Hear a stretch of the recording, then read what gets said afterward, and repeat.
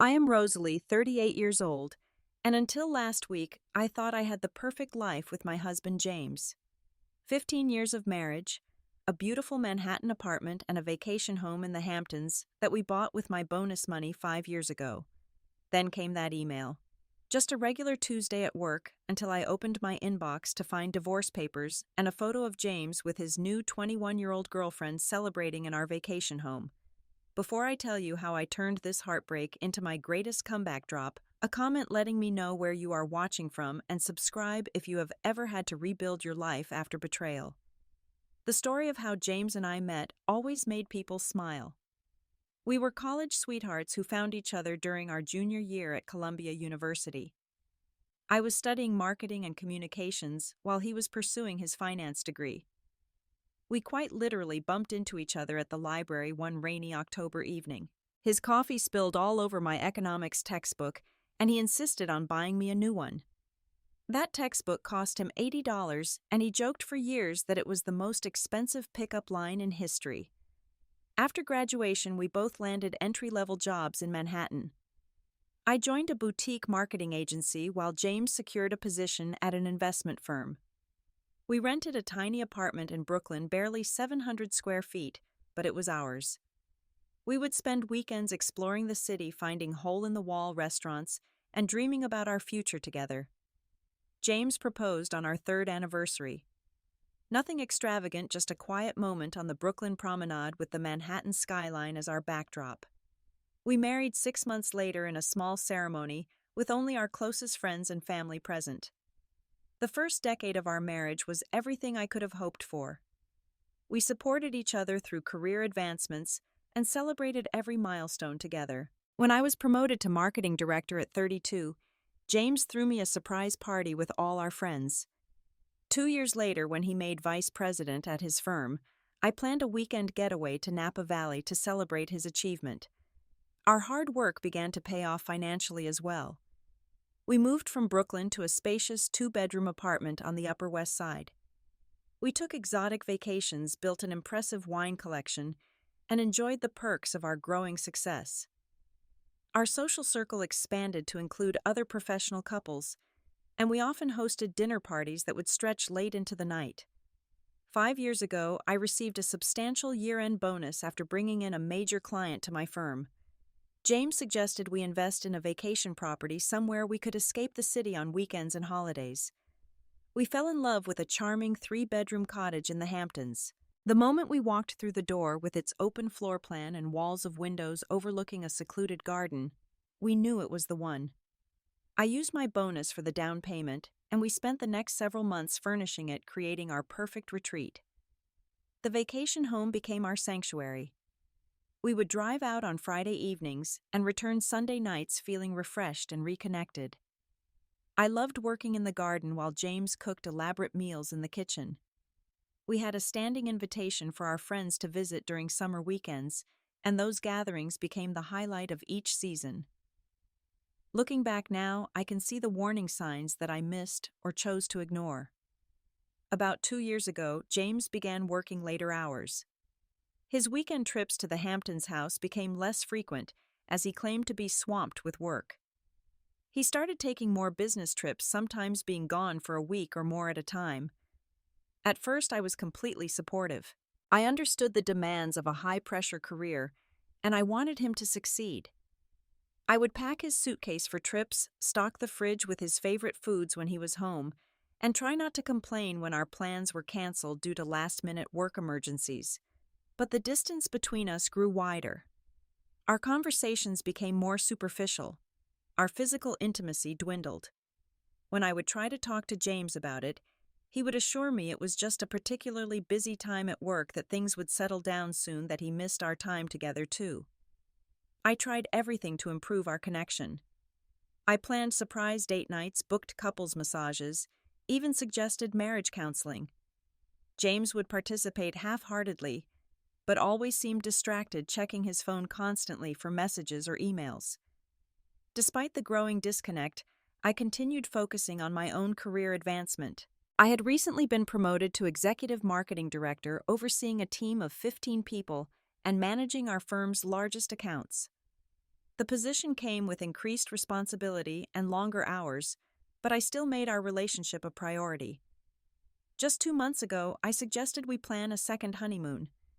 Perhaps a trip to Italy or Greece, somewhere romantic, where we could reconnect and rediscover each other. James seemed enthusiastic about the idea, and for the first time in months, I felt hopeful about our future together. Which is why what happened next caught me completely off guard. It was a Tuesday morning, and I was in my office reviewing campaign metrics for an important client presentation later that day. When I checked my email there, it was nestled between a meeting reminder and a newsletter. The sender was James's personal email address, not his work account. The subject line simply read, "Moving forward." I still remember the exact moment I opened that email. My assistant had just brought me my second cup of coffee. The morning sun was streaming through my office windows. CNN was playing silently on the wall-mounted TV, showing something about the stock market. Everything felt so normal, so ordinary. I clicked on the email expecting maybe a note about dinner plans, or perhaps a sweet message, something we used to do often in the early years of our marriage. Instead, what I found shattered my world in an instant. "Rosalie," the email began. No dear, or hi, or any other warm opening, just my name, cold and formal. "I have been trying to find the right way to tell you this, but there is no easy way. I have decided that our marriage is no longer working for me. I have moved on and have found someone who makes me truly happy. Attached are divorce papers drawn up by my lawyer. I would appreciate your cooperation in signing them promptly so we can both move forward with our lives. James." I felt like someone had punched me in the stomach. I could not breathe. I read the message again, thinking there must be some mistake, some cruel joke, or maybe even a hacked email account. But deep down, I knew it was real. With trembling hands, I opened the first attachment. 20 pages of legal documents outlining the dissolution of our 15-year marriage. Terms for division of assets, spousal support calculations, all the cold legal language that reduced our life together to contract terminations and property disbursements. Then I opened the second attachment, and the room started spinning. It was a photograph of James, with a young woman both holding champagne glasses toasting the camera with broad smiles. They were in our Hamptons house, sitting on the vintage blue velvet sofa I had carefully selected and had delivered from a specialty store in Manhattan. My Hamptons house paid for with my bonus, furnished with pieces I had lovingly chosen. The young woman was gorgeous. Long blonde hair. Perfect skin. Couldn't have been older than 21 or 22. She was wearing a silk sundress and had her legs draped casually over James's lap like she belonged there, like it was her home. Her feet were bare, her toenails painted a bright coral color. Behind them I could see evidence that they had been there for some time. A stack of fashion magazines on the coffee table that weren't mine. A different throw blanket on the armchair. Wine bottles on the kitchen counter visible in the background. They had made themselves at home. In my home. My entire body went cold, then hot. My hands began to shake so badly that I set my coffee mug down for fear of dropping it.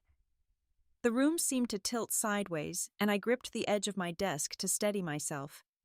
I could hear my heartbeat pounding in my ears, drowning out the ambient office noises around me. "Rosalie, are you okay? You look like you've seen a ghost." My assistant Laura was standing in the doorway, her expression concerned. I must have looked terrible because she immediately closed the door behind her and came to my side. I just need a minute," I managed to say, but my voice sounded foreign to my own ears. "Should I get you some water or call someone?" Laura asked, clearly worried. I shook my head, unable to form words. How could I possibly explain what had just happened? How could I tell her that my husband of 15 years had just coldly informed me via email that he was leaving me for someone half my age, that they were already playing house in my vacation home? "I think I need to go home," I finally whispered. "Can you reschedule my meetings for today?" Laura nodded, still looking worried. "Of course. Do you want me to call you a car?" I nodded, grateful for her efficiency and discretion. While she made the arrangements, I sat there staring at the photo on my screen. I minimized it when Laura returned, not wanting anyone else to see my humiliation. The journey home was a blur. I vaguely remember the driver asking if I was all right. I must have nodded or given some acceptable response because he left me alone for the remainder of the trip. The streets of Manhattan passed by outside the window, people going about their normal Tuesday, unaware that my world had just imploded. When I entered our apartment, the silence hit me first. It had always been a peaceful space, but now it felt hollow, as if the very walls knew that our marriage had been a lie. I walked through each room looking at our shared possessions with new eyes. The framed photos from our wedding and vacations. His books mingled with mine on the shelves. His robe hanging next to mine in the bathroom. It was in our bedroom that I finally broke down. I sat on the edge of our king-sized bed, the one we had carefully selected together from a luxury furniture store in Soho, and the tears came in a flood. Deep, wrenching sobs that left me gasping for breath. I cried until my throat was raw and my eyes were swollen. When the tears finally subsided, I was left with an emptiness that quickly filled with questions. How long had this been going on? Who was she? Did our friends know? Had everyone been laughing behind my back? Was I the last to know? That first night alone was the longest of my life. I did not sleep. I alternated between periods of numbing disbelief, searing anger, and overwhelming grief. By morning, I felt hollowed out, as if someone had scooped out all my insides and left just a shell behind. Little did I know this was just the beginning of the nightmare. The days following that devastating email were a blur of pain and disbelief. I called into work the next morning, something I had rarely done in my career, and requested emergency personal leave. My boss, sensing the gravity of the situation, granted it without pressing for details. I was grateful for the space to process what was happening without having to maintain a professional facade. I tried calling James repeatedly that first day. His cell went straight to voicemail every time. I left messages that evolved from confused and hurt to angry and demanding. By evening, I was texting him, begging for an explanation, for a conversation, for anything other than the cold dismissal of that email. Finally, around 9 o'clock that night, he responded with a text, "Please stop calling. We should only communicate through our lawyers from now on. This will be easier for both of us, as year. Nothing about this was easy. My entire life had been upended without warning, and he wanted things to be easier. After that brief exchange, I turned to the only other source of information I had, our financial records. James had always handled the majority of our finances, but I had access to our joint accounts and credit card statements. What I discovered made me physically ill. For months, there had been charges I hadn't noticed or had dismissed. Expensive dinners at restaurants we had never visited together, jewelry purchases from high-end boutiques, weekend hotel stays in the city, even though we lived there, and her name right there on flight bookings to business trips that I now realized were not all business. Amber Wilson. A quick search on social media revealed that Amber was indeed the young woman from the photo. 21 years old, recent graduate from NYU, and newly hired as a junior analyst at James's firm 6 months ago. His assistant. The cliché of it all added another layer of humiliation. The next day, I gathered my courage and called James's office directly. His secretary, Marion, who had always been friendly to me over the years, sounded uncomfortable when she heard my voice. "I'm sorry, Rosalie, he's in meetings all day," she said, her tone artificially formal. "Marion, please. I know you've known me for over a decade. I just need 5 minutes with my husband." There was a pause, and then her voice dropped to a whisper. "He left strict instructions not to put your calls through. I'm so sorry. I could lose my job." That's when another terrible realization hit me. People at his office knew. Marion knew. Probably others too. How long had they all been watching this affair unfold while I remained oblivious? Desperate for answers, I called Jason, James's closest friend and colleague. Jason and his wife Dana had been our dinner companions countless times. Surely he would talk to me. "Rosalie," Jason answered, his voice cautious. "How are you holding up?" "You knew." I said the words more accusation than question. The silence on the other end was confirmation enough. How long, Jason? How long has everyone been watching me play the fool? Jason sighed heavily. I only found out a couple months ago. I told him he needed to come clean with you. I swear I did. But you didn't tell me. Dana didn't tell me.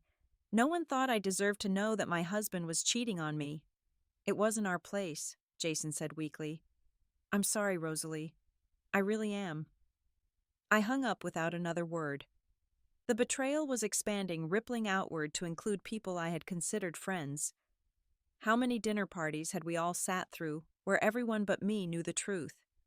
How many sympathetic glances had been exchanged behind my back, with nowhere else to turn? I forced myself to look at the divorce papers James had sent.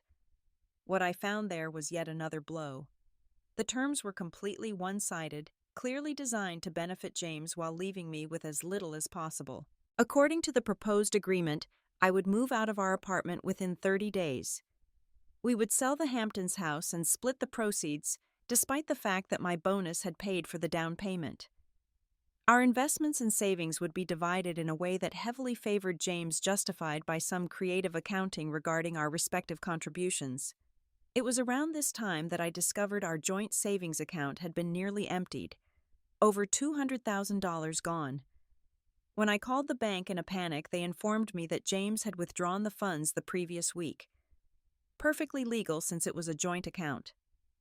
The final insult came when James's lawyer called me directly. A smooth-voiced man named Gerald Winters introduced himself and suggested that I make this process as painless as possible by agreeing to the reasonable terms James has proposed. And if I don't find these terms reasonable, I asked, my voice shaking with anger, then things could become unpleasant, Gerald replied. James has been very generous considering the circumstances. It would be in everyone's best interest to resolve this quickly and quietly. What circumstances? I demanded. What are you implying? Only that marriages end for reasons, Mrs. Kennedy. James is prepared to be discreet about those reasons if you cooperate. The threat was veiled but clear. James was preparing to paint me as the villain if I didn't accept his terms. The audacity of it left me speechless. That night was my lowest point. I sat alone in our apartment, surrounded by the remnants of what I had believed was a happy marriage, questioning everything. Had any of it been real? Had he ever loved me? Was there something fundamentally unlovable about me that had driven him to seek comfort in the arms of someone else? I felt worthless, discarded like an outdated appliance. The humiliation of being replaced by someone younger was excruciating. The casual cruelty of that photo, sent deliberately to hurt me, spoke volumes about how little I meant to James now. I barely ate or slept. I avoided calls from concerned friends unable to bear their pity, or worse, the possibility that they too had known about the affair. I found myself standing in our bathroom, staring at my reflection, cataloging every line, every small sign of age, comparing myself to the flawless young face that had smiled so confidently in that photo. I had hit rock bottom. But sometimes you need to hit the ground hard before you can find the strength to stand back up. 3 days after receiving that devastating email, I found myself sitting in the office of Sandra Diaz, a divorce attorney who had been recommended by Jessica, one of the few colleagues I had confided in. If you want someone who will fight for you, Jessica had said, Sandra is your person. She specializes in cases where spouses try to pull fast ones. Sandra's office was not what I expected. Instead of the intimidating, cold corporate environment I had imagined, her space was warm and inviting with comfortable furniture and soft lighting. Sandra herself, a sharp-eyed woman in her 50s, with a no-nonsense bob and a power suit, exuded both authority and compassion. So, she said, after I had recounted the entire situation, your husband ambushed you with divorce papers by email, is living with his much younger assistant in your vacation home that you paid for, emptied your joint savings, and now expects you to accept a completely inequitable settlement without protest. Put so bluntly, the absurdity of the situation hit me anew. I nodded, tears threatening again. And you want to know what your options are? Sandra continued, not really a question. Yes, I said quietly. His lawyer made it sound like I don't have many. Sandra's laugh was short and devoid of humor. Gerald Winters is very good at making people feel that way. It's his specialty. But let me be clear, Rosalie. What your husband has done, the financial maneuvering, the attempt to pressure you into a quick settlement, these actions are ethically questionable at best and potentially actionable at worst. For the first time since opening that email, I felt a tiny flicker of hope. First things first, Sandra said, pulling out a legal pad. We need to secure your financial position. Your husband withdrawing those funds without notice is a red flag to any judge. We'll file for an emergency temporary order to prevent further dissipation of marital assets. As Sandra outlined our initial strategy, another bombshell dropped. Now about the Hamptons property. You said your bonus provided the down payment. Yes, about $90,000, I confirmed. And whose name is on the deed? Both of ours, I think. We bought it together. Sandra tapped a few keys on her computer. Let me look that up right now. Interesting. According to property records, the house is actually titled primarily in your name with James, having only a 20% interest. What? That can't be right. It is. And it makes perfect sense when you think about it. James works in finance. He would know that for tax purposes, since your funds were used for the down payment, it would be advantageous to put the property primarily in your name. I sat back stunned. So what does that mean? It means, Rosalie, that you have significantly more control over that property than your husband or his lawyer have led you to believe. In fact, with an 80% ownership interest, you could theoretically sell it without his consent, though I wouldn't necessarily recommend that as a first step. The revelation was like a ray of light breaking through storm clouds. For the first time, I realized that I wasn't as powerless as I had been made to feel. That meeting with Sandra marked a fundamental shift in my approach to the situation. As I left her office armed with a clear action plan and the knowledge that I had legal options, I felt something stirring within me that I hadn't felt since receiving that email determination. On the taxi ride home, I made a decision. I would not be the victim in this story. I would not allow James and his young girlfriend to dictate the terms of my life's next chapter. I had built a successful career through intelligence, hard work, and resilience. Those same qualities would see me through this crisis. When I arrived home, I called my sister Catherine in Boston. Unlike the uncomfortable conversations with mutual friends, this call was different. Kat had always been my fiercest defender, and today was no exception.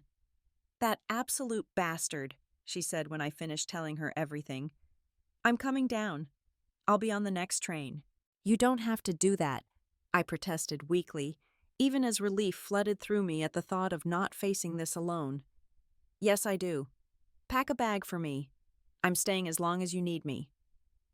True to her word, Kat arrived 4 hours later, marching into my apartment like a one-woman army ready to help me fight. Having her there, someone completely on my side with no divided loyalties, was exactly what I needed. Over the next several days with Kat's support, I began rebuilding my strength. I forced myself to eat regular meals. I started sleeping again, if only for a few hours at a time.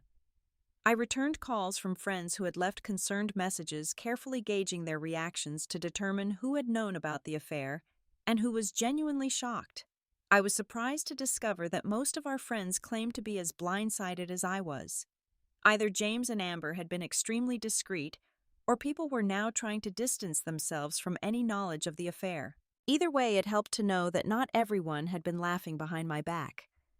Kat also convinced me to start seeing a therapist, Dr. Eleanor Wright, who specialized in helping people through divorce and betrayal trauma. In our first session, Dr. Wright helped me understand that my feelings of worthlessness and humiliation were normal responses to such a profound betrayal. What James did reflects on his character, not your value, she told me. The way he chose to end your marriage through ambush, manipulation, and cruelty speaks volumes about him, not you. Those words were a lifeline, something I clung to in moments when self-doubt threatened to drown me again. With Sandra handling the legal aspects, Dr. Wright helping with the emotional fallout, and Kat providing day-to-day support, I slowly began to emerge from the fog of shock and grief. And as clarity returned, so did my strategic thinking, the same skills that had made me successful in my career. I converted our guest room into a home office dedicated to what Kat jokingly called Operation Divorce. I created spreadsheets documenting our assets' timelines of suspicious financial activities and lists of witnesses who could testify to my contributions to our marriage and shared properties. Sandra was impressed with my organization. Most clients can barely remember their anniversaries during this time, she said during our follow-up meeting. You're giving me everything I need to build a strong case. But it was during that meeting that an idea began to form in my mind. An idea that went beyond just fighting for a fair settlement. Sandra, I asked carefully, legally speaking, what would happen if I decided to sell the Hamptons house, since I own 80% of it? Sandra looked at me thoughtfully. As I mentioned with your ownership interest, you could sell it. James could potentially bring a legal action afterward, but given the circumstances, particularly his current occupation of the property with his girlfriend, any judge would be hard-pressed to rule against you, especially if the sale was at fair market value. And how quickly could a sale like that happen? With a motivated buyer and a cash offer, as little as 2 weeks. Why are you thinking of selling? I nodded slowly. I think it's time I took back some control of this situation. That house was my dream, paid for with my hard work. If I can't enjoy it anymore, neither should they. Sandra smiled, a small approving curl of her lips. I'll put you in touch with a real estate agent I know who specializes in quick, discreet sales. That night after Kat had gone to bed, I stood at the window of my apartment looking out at the glittering Manhattan skyline. For the first time since reading James's email, I slept through the night, my mind finally at peace with the decision I had made. I was done being the victim. It was time to become the architect of my own revenge. The following Monday, exactly 1 week after receiving the divorce papers, I put my plan into motion. The first step was meeting with Patricia Calloway, the real estate agent Sandra had recommended. Patricia specialized in high-end properties and had a reputation for handling sensitive situations with discretion. We met at a small cafe near my office where I had finally returned after my week of emergency leave. Patricia was stylishly dressed with a portfolio tucked under her arm and an air of efficient competence that immediately put me at ease. Sandra briefed me on your situation, she said after we had ordered coffee. I'm so sorry you're going through this, but I think I can help. I need this to happen quickly, I explained, and ideally without my husband being aware until it's done. Patricia nodded. That's my specialty. The Hamptons market is hot right now, especially for properties like yours. If we price it slightly below market value, we'll attract multiple cash buyers who can close quickly. How slightly below market? I asked, business instincts kicking in despite the emotional situation. Based on recent comparable sales, your property would typically list around $1.7 million. If we list at 1.5, we'll create a feeding frenzy. You'll likely still get close to full market value due to bidding, but the psychological effect of the lower asking price will bring in the serious buyers who can close fast. It was a sound strategy. The house had appreciated significantly since we purchased it 5 years ago. Even at a slightly reduced price, I would be making a substantial profit on my initial investment. Let's do it, I said firmly. What do you need from me? I'll need keys to the property to conduct showings, interior photos, and your signature on the listing agreement. This presented the first practical challenge. James was currently occupying the house with Amber, and I didn't want to tip my hand by requesting access.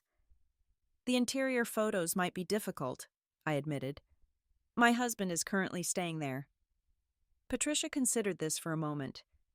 Do you have recent photos of the property, professional ones from when you decorated, perhaps? As it happened, I did. About a year ago, I had hired a photographer to capture the house after we had completed some renovations, thinking I might submit the images to a home design magazine. I had a full set of professional photos that showed the property at its best. Perfect, Patricia said when I showed her the digital files on my phone. These are recent enough to be accurate representations. As for the showings, I can start with exterior-only viewings to gauge interest, then schedule interior tours for serious buyers only. The next hurdle was gaining access to the property. Since I still legally owned most of it, I had every right to enter, and I wanted to avoid a direct confrontation with James and Amber. Patricia suggested hiring a locksmith to change one of the rear door locks, providing us with discreet access when needed. We should also make sure we have all the necessary documentation ready for a quick sale, Patricia advised. Your deed, mortgage information, any homeowners association documents, recent tax assessments. Most of these documents were in our home office in Manhattan. I spent that evening carefully going through our files, locating everything needed for the sale. As I worked, Kat brought me cups of tea and offered encouragement. "Are you sure about this?" she asked at one point. "Selling the house is a big step." I paused, holding the original deed in my hands. "I'm sure. Every time I think about them, they're drinking wine on my couch, sleeping in my bed. It makes me physically ill. This house was my dream, paid for with my money. If I can't have it anymore, neither will they." Over the next few days, Patricia worked her magic. She created a compelling listing with the photos I provided, describing the property as a turnkey Hamptons retreat, priced for immediate sale. She reached out to her network of high net worth clients, looking for vacation properties, emphasizing the rare opportunity to purchase below market value for those who could close quickly. The response was immediate and enthusiastic. Within 48 hours, Patricia had scheduled 8 exterior viewings with pre-qualified buyers.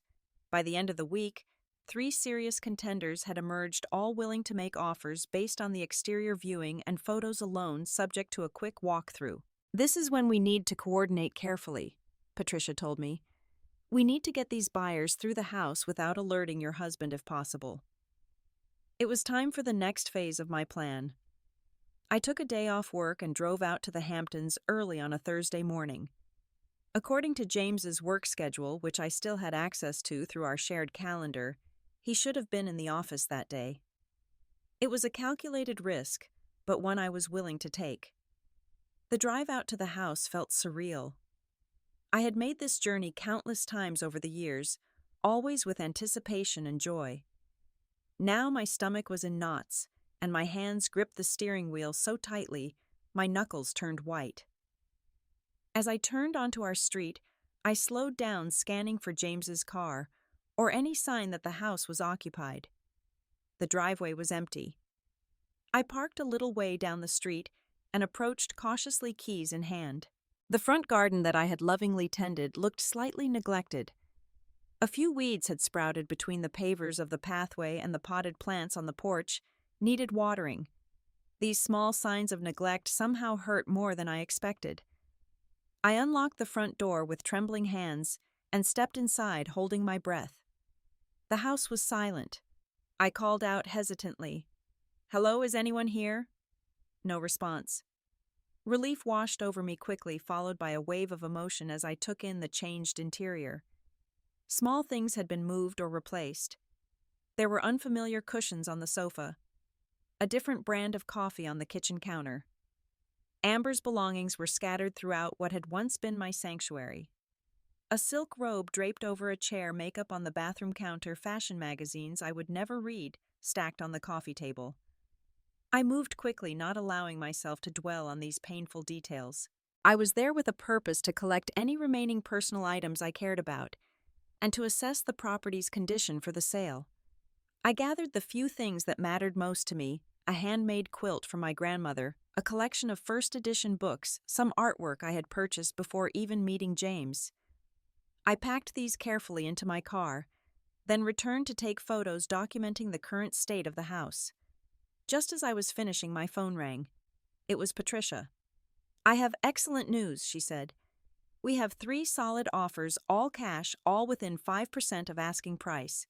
The highest is actually $15,000 above asking, from a couple who can close in 10 days. I felt a surge of vindication. "Accept the highest offer. Let's make this happen." Over the next week, events moved with breathtaking speed. The buyers, a tech executive and his wife looking for a weekend retreat, completed their walkthrough while James was at work. They loved the property and were eager to proceed. Their all-cash offer meant no financing contingencies to slow things down. Patricia's team handled all the paperwork, requiring only my signatures. The buyer's attorney conducted an expedited title search, confirming my majority ownership. James's minority interest appeared as a footnote, not an impediment to the sale. 10 days after listing the property, I sat in Sandra's office signing the final sale documents.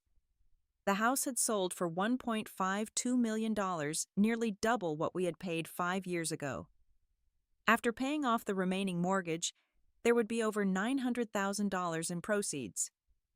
Since you owned 80%, technically about $720,000 of that is yours, Sandra explained. The rest would be James's portion. However, given the circumstances, particularly his withdrawal of joint savings without consent, we have a strong argument for putting the entire amount in escrow pending the final divorce settlement. Do it, I said firmly. The important thing is that the sale is done. Sandra nodded, impressed by my resolve. It is. As of right now, the property legally belongs to the new owners. They take possession on Friday. I sat back in my chair, a strange mix of emotions washing over me.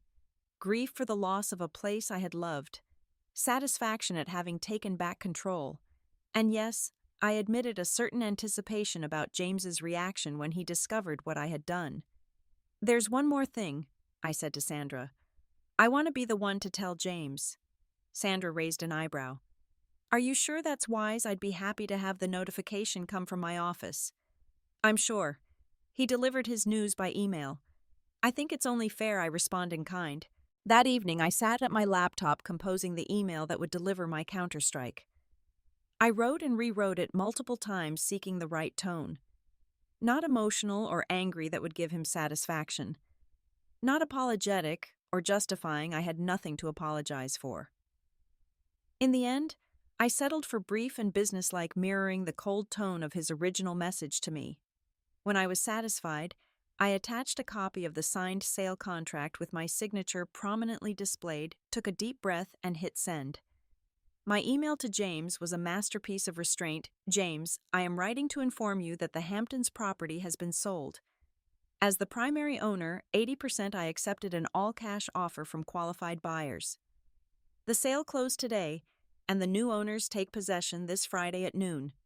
Please ensure all personal belongings are removed by that time. The proceeds from the sale have been placed in escrow pending our divorce settlement. Attached is a copy of the sale contract for your records. Rosalie. I clicked send at exactly 7:30 p.m. on Wednesday evening, knowing that James typically checked his personal email around that time. Then I put my phone on silent, poured myself a glass of wine, and waited. It took precisely 8 minutes for the first response. My phone began lighting up with incoming calls from James. I let them go to voicemail. Text messages followed in rapid succession. What the hell have you done? Call me immediately. You can't sell the house without my consent. Rosalie, answer your damn phone. I sipped my wine slowly, reading each message as it came in, feeling a calm I hadn't experienced since this ordeal began. Kat sat across from me, watching with a mixture of concern and admiration. Are you okay? She asked. I nodded. Better than I've been in weeks, actually. At 8:15 p.m., my phone rang again. This time it was Gerald Winters, James's attorney. I let that call go to voicemail as well. His message was predictably stern, informing me that I had acted improperly and potentially illegally, and demanding that I contact him immediately to mitigate the damage. I forwarded the message to Sandra with a simple note. The sharks are circling. Thought you should know. She responded within minutes. Let them circle. We're on solid legal ground. Don't engage directly. By morning, the situation had escalated. James had sent 17 more texts and left 5 voicemails, each more desperate or threatening than the last. In his final message, his voice had lost its angry edge and instead sounded almost pleading. Rosalie, please. That's our house. We have memories there. You can't just sell it without talking to me. Call me back. We need to fix this. Our house. Our memories. The audacity of his appeal after what he had done was almost laughable. Gerald Winters had also been busy sending a formal legal letter demanding that I cease and desist all efforts to dispose of marital property and threatening injunctive relief. Sandra responded with a brief, devastating letter outlining my legal ownership percentage, citing relevant property law and pointing out that James's current use of the property with his girlfriend constituted a form of abandonment of his marital interests. But the real fireworks came later that day. I was in a meeting at work when my assistant slipped me a note. "James is in reception. Says it's urgent." I excused myself and stepped into the hallway, heart pounding. After 2 weeks of hiding behind emails, lawyers, and ignored phone calls, James had finally shown up in person. I took a moment to compose myself, straightening my jacket and taking a deep breath. Then I walked to the reception area. James looked terrible. His normally immaculate appearance was disheveled shirt, wrinkled hair, uncombed dark circles under his eyes. When he saw me, he stood up quickly. "Rosalie, we need to talk. Privately." I maintained a neutral expression. "My office, then." As we walked through the open workspace, I felt the curious eyes of my colleagues. No doubt office gossip had already circulated about my situation. I kept my head high, leading James to my office and closing the door behind us. "What have you done?" he demanded the moment we were alone. "Do you have any idea what you've set in motion?" "I sold my house," I replied calmly. "A house that was primarily in my name, paid for with my bonus money." "Our house," he exploded. "Our vacation home that we bought together. The same vacation home where you entertained your 21-year-old girlfriend, the one you sent me photos of to rub in my face when you asked for a divorce." He had the decency to look momentarily ashamed, but quickly recovered. "This is completely unreasonable. You're acting out of spite." "No, James. I'm acting out of self-preservation. You emptied our joint savings. You tried to bully me into accepting an unfair settlement. You threatened to malign me if I didn't cooperate. Did you really think I would just roll over and take it?" "The buyers close on Friday," I continued. "They're paying cash. It's done." The color drained from his face. "Friday? That's in 2 days. All our things are there." "Not our things. My things, which I've already removed, and your things which you should collect immediately. Oh, and Amber's things too, of course." At the mention of Amber's name, something shifted in James's expression. A flicker of, was it guilt? Regret? I couldn't tell. "This is going too far," he said, his voice lower now. "We need to slow down, think this through. Like you did when you sent me divorce papers without warning or when you drained our savings account."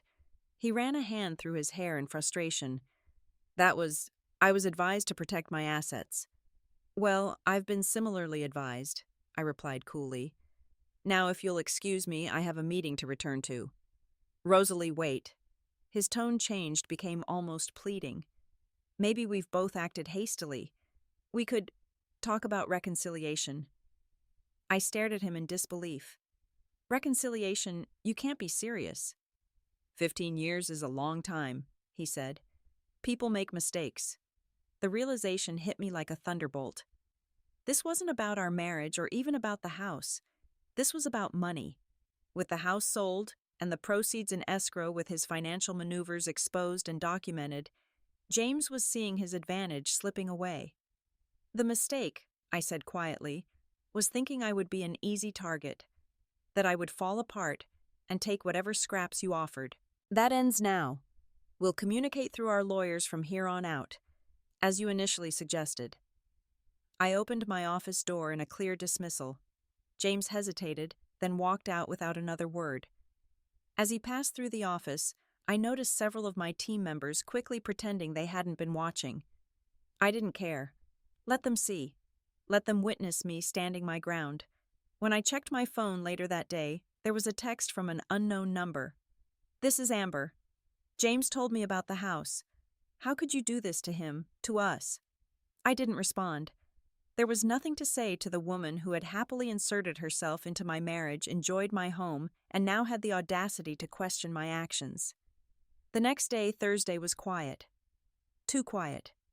I suspected James was huddled with his legal team looking for any way to stop or reverse the sale. But as Sandra had assured me, we were on solid legal ground. The sale would proceed. Friday at noon, the ownership of the Hamptons house officially transferred to the new owners. Patricia confirmed that James and Amber had removed their belongings the previous evening, leaving the house in acceptable condition, though not as pristine as your photos had shown. It was done. My first significant counter-move had been successful. The vacation home that had become a symbol of betrayal was no longer hanging over me. And I had sent a clear message to James I would not be the passive victim in this divorce. What I didn't anticipate was how quickly the tables would turn in the broader divorce negotiations. In the immediate aftermath of the house sale, there was a dramatic shift in the divorce proceedings. Gerald Winters, who had been so dismissive and threatening previously, suddenly reached out to Sandra with a markedly different tone. "Mr. Kennedy would like to explore an amicable resolution," his email began. "The current situation benefits neither party, and a protracted legal battle would only deplete the very assets being contested." Sandra forwarded me the message with a single comment: "Well played." The proposed settlement terms that followed were dramatically different from the original offer. James was now willing to let me keep our Manhattan apartment.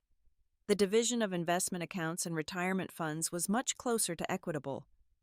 Most telling was the complete absence of any threats regarding circumstances of our marriage ending. "He's realized he's dealing with someone who won't be bullied," Sandra explained during our next meeting. "The house sale was a powerful statement. It demonstrated that you're willing and able to protect your interests, even if it means taking dramatic action." I should have felt triumphant, and part of me did. But there was also a hollow feeling beneath the victory. The fact that it had come to this tactical maneuvers and legal chess moves to end what had once been a loving partnership still felt profoundly sad. As the new settlement negotiations progressed, I received an unexpected phone call. It was Dana Jason's wife, one of the friends who had known about James's affair. "Rosalie," she began hesitantly, "I wanted to check on you, and I owe you an apology. For knowing about the affair and not telling me," I asked, unable to keep the edge from my voice. "Yes," she admitted, "but also for something you don't know. Amber left James."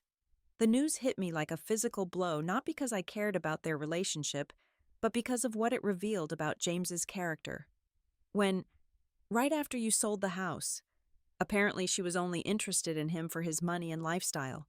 When she realized things might not be as financially secure as he'd led her to believe, she bailed. She's already been seen around town with one of the senior partners at James's firm. I let out a humorless laugh. "How poetic."